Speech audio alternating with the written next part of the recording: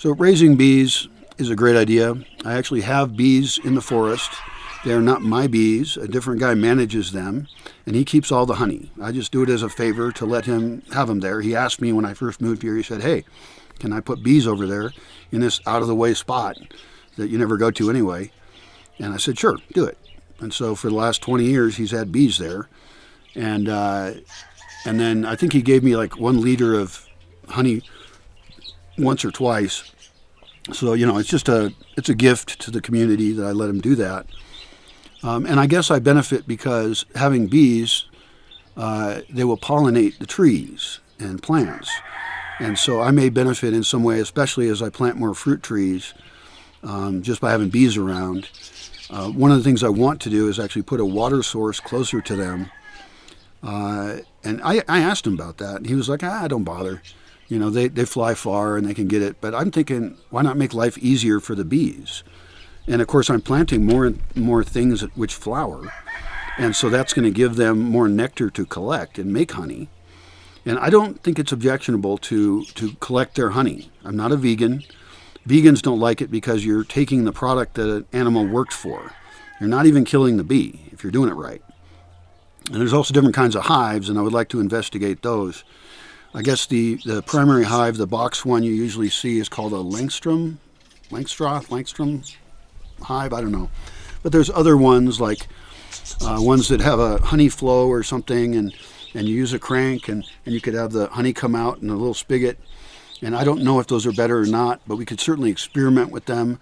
We could have examples of different beehives. They could even be a sponsor where they could send us a hive or two of theirs, and we could get the bee queens. I know where to buy the bee queens, and there's different kinds of bees. It's really complicated. And so I'm not ready personally yet to go into beekeeping because it would be one more task. But as I collect more people, some people might want to take on that task, and we could then be producing honey. And honey is an amazing substance that doesn't go bad very quickly. It lasts forever. And you can make mead with it, which I've done before back in the city and did a little bit here.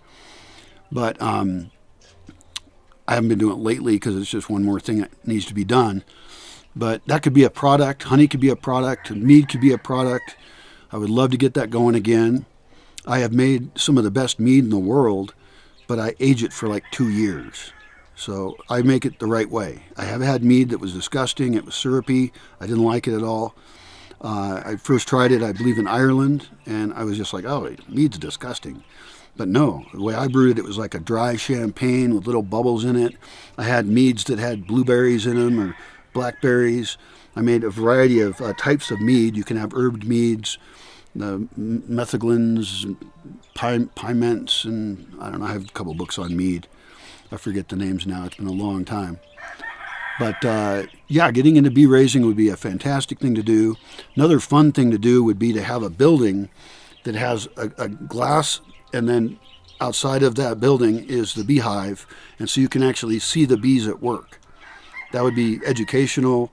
Kids would love it. I would love it. You could have, a light that turn on, and I don't think that would bother them. But you could just turn it on when you want to see the bees.